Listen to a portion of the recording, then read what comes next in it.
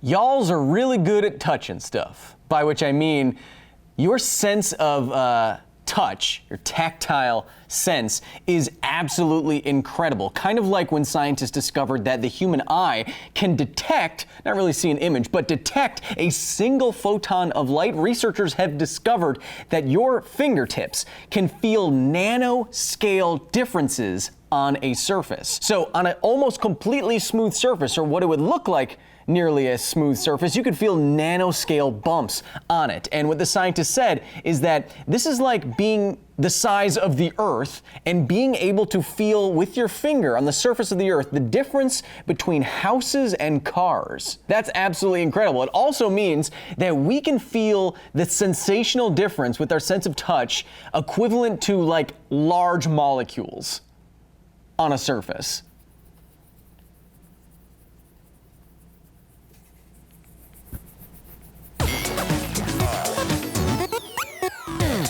Hello and welcome to another edition of Because Science Footnotes, the companion show to Because Science, where I take all of your comments, questions, and corrections and put them into a song in the styling of Kenny Vloggins. Zone of peril, area of peril. To get around legal copyright, the next 20 minutes or so, we're gonna take a road straight into the area of peril. Nailed it. Oh, I feel the little bumps on my fingers. So getting right into it, on the last episode of Because Science, I was figuring out how well Sauron could see if his giant flaming eye atop Barad-dûr was actually a giant eye that saw like your eye or my eye. And I concluded that at that height and at that size, it would have a better angular resolution than the Hubble telescope. Absolutely incredible eyesight. But what did you have to say? Oh, also, if you want one of these shirts, you can't get them. Before we get into specifics, if you want to go to the YouTube page for the last video and check out what Matterbeam, super nerd Matterbeam, has to say, he, she, they has a lot to say and goes over a lot of the comments and questions and corrections that many of you had. So if you want additional context for some of the things that I was talking about and thinking about, go there. Our first comment comes from Felix Larian, who says, amazing.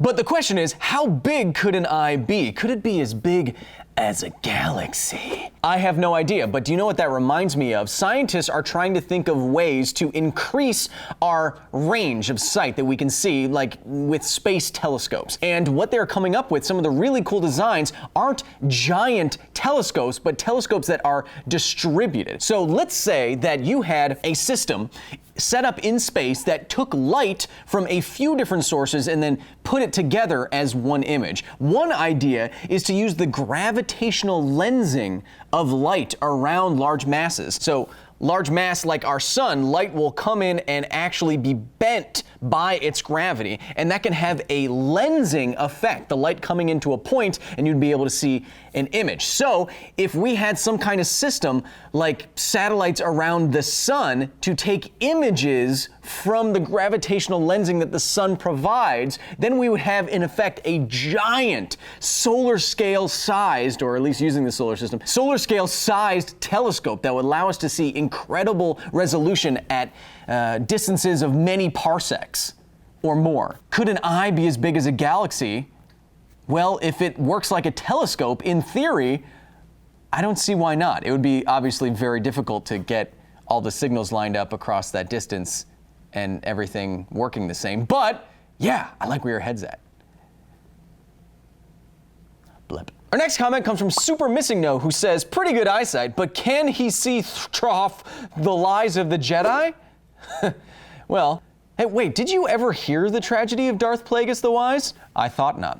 It's not a story the Jedi would tell. Our next comment comes from Adam Leflowick, who says, how good would Sauron's eye be at finding exoplanets? Move over, James Webb. Well, He doesn't have to, he's dead. But the telescope, I think that you mean. So, would Sauron's eye atop Barad-dûr make a good telescope? Not as good as the Hubble telescope. Now, I mentioned the Hubble telescope in terms of angular resolution, but sitting on the ground, Barad-dûr wouldn't be as good because it still has to see through Earth's atmosphere. That's why we try to get our telescopes as high off the ground as possible or in space. So we either have them at the top of mountains or we have them in orbit like the Hubble telescope. And that is to get around Earth's atmosphere. Light does different and distorting things when it has to pass through air of different densities and temperatures and all of this nonsense. So we try to get our telescopes in space. Those would take the best pictures of space. So Sauron's eye wouldn't be displacing something like the James Webb telescope because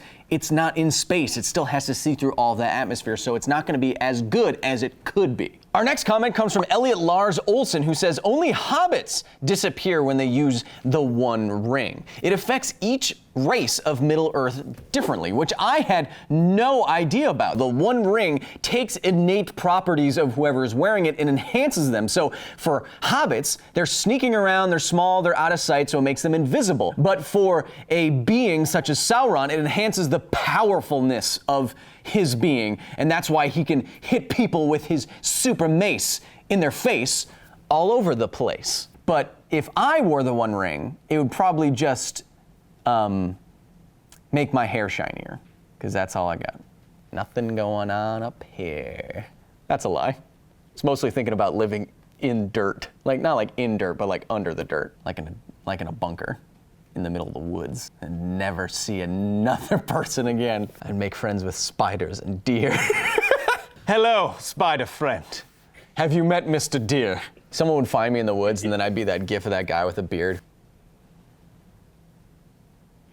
Our next comment comes from Ben Garrett, who says, what would happen if the eye got hit by a bird or a fly? Well, I don't know, because it's a magical thing, and because magic is a different show that I will never do. But it reminds me of a story. It's kind of like this. Solar collection towers, like those that sit in the desert, are giant towers, like 600-foot tall towers that sit in the desert, and then they have thousands of mirrors around them that direct the sun's rays to a central point that heats up a lot, and then some of that heat is captured and used to turn turbines and so on and so forth. But because so much light energy is coming to the tower, these beams of solar energy are so intense that now we know that birds are flying through those beams and immediately bursting into flames. Which isn't funny. A lot of birds are dying. But what would happen if a bird flew into Sauron's eye? Well, if he's projecting light that can be seen on the side of a mountain from a serious distance, maybe a bird wouldn't even make it to the eye. It would just burst into flame. Kind of like, you know, if I had a demon helping me, like this. Ha! Our next comment comes from Asha Jyothi and Linus Hutzler and Geno Passiano. Hello.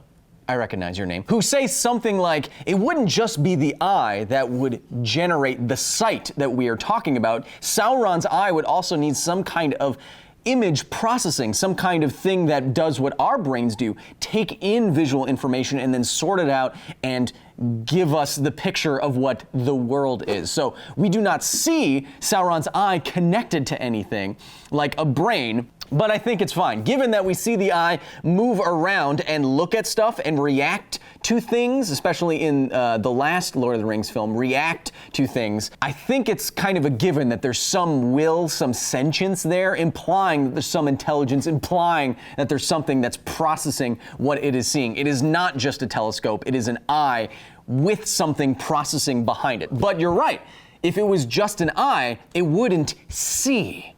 Seeing happens up here. Ow. Our next comment comes from Lachlan Parker, who says, you have a necklace-like thing under your shirt.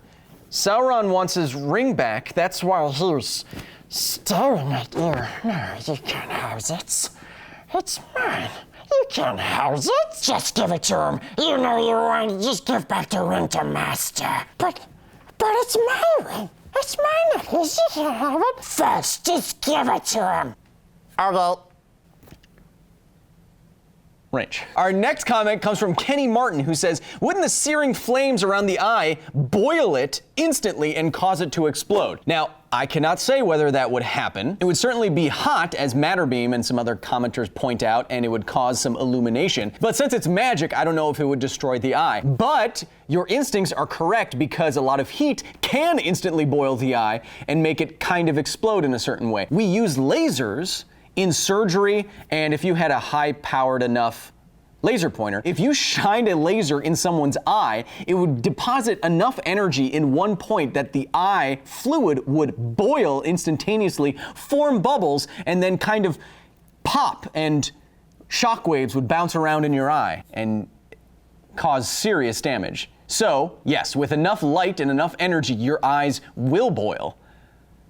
We do it on purpose in some forms of eye surgery, so Sauron needs LASIK. But the nerdiest comment at the time I'm filming this episode, I gotta give to already super nerd Toby Toast, who says, but what if the eye doesn't really see in the spectrum of visible light? Hobbits get invisible when putting on the ring, and Sauron can see them, but no one else. So it seems possible that the Hobbit might just be shifted into another wavelength of light. It would kind of explain both invisibility and the colors and the eye and the heat, and why Sauron can see them suddenly when you put the ring on. I love that idea. What if putting on the one ring shifted all of the light that was either coming off of your body or bouncing off your body into a different wavelength, let's say ultraviolet. And so only a certain kind of sight, maybe Sauron's eye is using, can see that wavelength of light. Humans and humanoids wouldn't be able to see it because we can't see in the ultraviolet. But if Sauron could, then not only would it kind of look like it does when they enter the invisible realm, but then only Sauron would be able to see them, but no one else. That's a great idea. So congratulations, Toby Toast. You deserve a triple crown, super nerd. Ah! You're the first triple nerd. It's like the Grand Slam at Denny's. But of course, I'm not always right. So what did I get wrong last week? Our first correction comes from Dr. Zoidberg, who says, if Sauron's eye was an actual eye, I would not be able to see at all, as eyes do not work when they are on fire. When they're on fire even. Range. Yes, as other commenters have pointed out, if the eye was on fire, even if it didn't destroy the eye by boiling it like a laser would, then it would be putting out quite a bit of light just from being illuminated by all that fire, and that would get in the way of seeing things very well. It's the same reason why we don't point our telescopes right into the midday sun. All of that light gets in the way of the other light that we are trying to see. Yes, so having a giant flaming eye is a very bad way of having a good optical system. Our next correction comes from Lee Willy 00, God so loved 24, and his mortal enemy, the devil.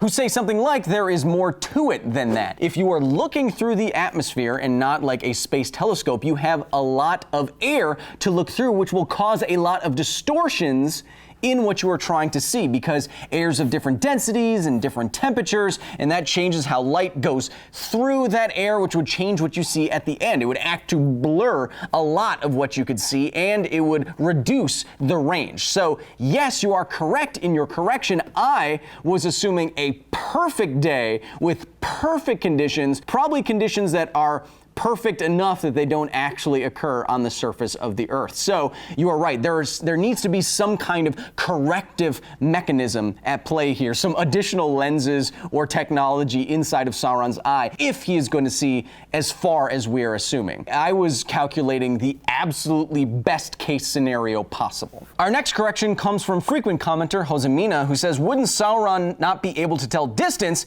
We, as well as other fleshy boys, rely on having two eyes to tell depth perception. Yes, without two eyes like we have, our brains take two slightly different images and combine them so we get a depth effect, our three-dimensional vision. Sauron probably would have some deficiency in depth perception, but you may not need to be able to tell depth necessarily if you are just looking for something. For example, the spotters that snipers have use scopes that are just using one eye, and they can locate and range an object just fine. They don't need to have that depth perception to locate and hit a target. And if you were out at sea in old-timey times, you might use one of those single-eye telescopic lenses, so you don't necessarily need the depth perception, or Sauron might not need that to locate what he is trying to locate. But you're right.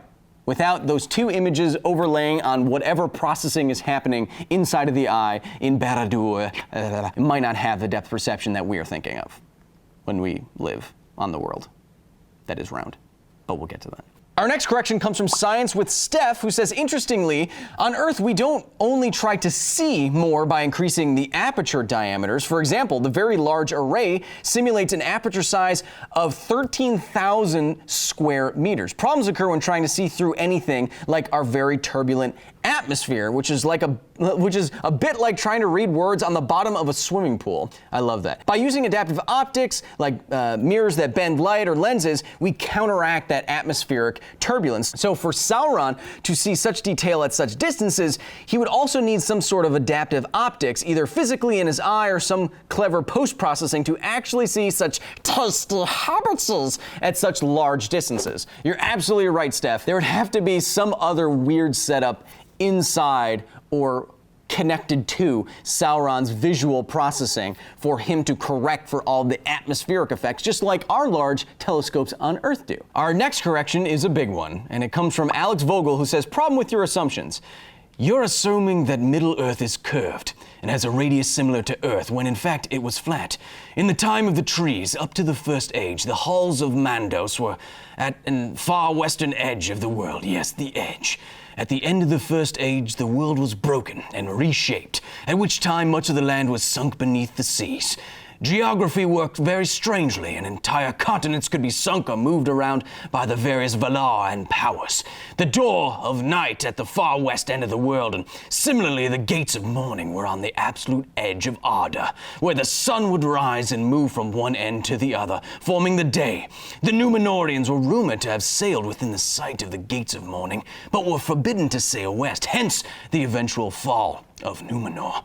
The world would not become round until well after the end of the Third Age, at which point if you sailed west, you would no longer reach the Undying Lands, but instead just circle around the globe as we knew it today. Sauron was not limited by any sort of horizon, nor were any of the other powers. Manwë's throne in Valinor at the summit of the Tentaquaedal, the highest peak in all the world, afforded him a view of pretty much everything, even events far across the seas. Give me Matt Mercer's job. So wait, what are we talking about? Oh yeah, so if Middle-earth was flat, then in theory, if there was nothing in the way of Sauron's vision, he could see everything, given that the visual acuity at some distance was still okay. So if you were looking at the One Ring from the edge of Mordor, like we said in the episode, Sauron would be able to read the words on the One Ring. But if it's at the very edge of Middle-earth, it might start to become blurry. But even if Middle-earth was flat, there are mountains, there are trees in the way, so Sauron may not have the same range given where he is trying to look if there are mountains in the way of that site. To have infinite range on a flat Earth, then Sauron's tower would need to be taller than any obstacle, or just give some factors of safety, just super tall, many kilometers tall, and have even better visual acuity. And then it would be able to be all-seeing, because you're not missing anything with the curvature. But then it became curved? I don't know. Ask a Númenórean.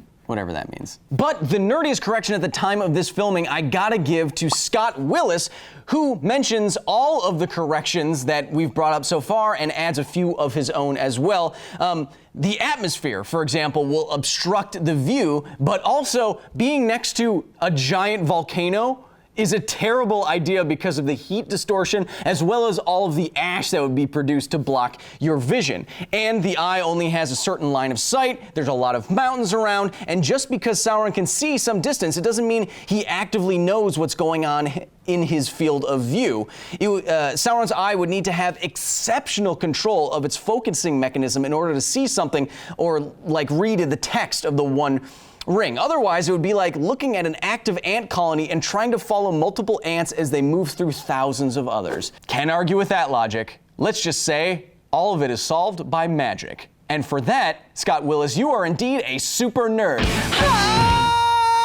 Now, if you are already subscribed to Alpha at projectalpha.com, where you can get a free 30-day trial, just for giving your email, then you already know what the next episode of Because Science is going to be, because you got that 2 days earlier than anyone else. And you got other premium content, like stuff from Geek and Sundry, and another show that's very fun that I do called Natural Selection, which is science versus fiction with me and Dan Casey, and you can go on to Alpha and vote and see who wins between really weird topics like Ant-Man versus wasps, which I should have won. That was stolen from me. But if you haven't subscribed to Alpha just yet, the next episode of Because Science is all about tight shirts, putting the pedal to the metal, and drinking Coronas with your buds and budettes. That's right, in this week's episode, we are shifting into high gear to see if drifting is really fast and furious. Now, I know that it is certainly fun and it looks cool and it's very cinematic, but as a lot of pop culture implies, is drifting the technique? Is it really fast, or is it advantageous when you're talking about speed? That's what we're trying to figure out. So go watch the latest episode of Because Science if you haven't yet, and leave me all of your nerdiest comments, corrections, and questions at youtube.com/becausescience, facebook.com/becausescience, and at becausescience on Instagram and Twitter. Also, the Sauron's Eye episode was the 200th episode of Because Science, and I just want to take 1 second to thank all of you for watching. We've done well over 100 million views since I started 4 years ago. It's a labor of love, so thank you for watching, thank you for interacting, thank you for subscribing, thank you for showing it to friends or kids or teachers or anything like that. That is exactly why I do it. It's hard for me because I suffer quite a bit from imposter syndrome with all of this work. I feel like I'm not doing any good and I'm a fraud and everything that I say is wrong. So to see that everyone is interacting with something that you make so positively is incredible, and it gives me some semblance of meaning, which is hard to find in the void sometimes. So thank you. Oh, also, hope you enjoyed those bloopers. It is not all smooth sailing on this show. Absolutely not. What you see is, what if I had to put a percentage on it? What you see in Because Science is, I'm gonna say like 30% of what I film. I'm pretty good at getting the takes down to just a few takes, but some of them, there are hours and hours of me screaming profanities when I can't get something right. It's, like I said, it's a labor of love, and I love it. But also, there's also a subreddit, Kyle Hill. Go to it. And hey, don't forget, there's been some recent events in the YouTube community and also, you know, just in everyone's lives that make it all the more important to say, if you really feel like you need help and you have no place else to turn, talk to someone, reach out. We will help you. And if we cannot, we will find someone or someplace that can help. You're never completely alone. And I want to make that absolutely clear. Even in an emotionless void that I am in, there's still help to be found. So you can do it.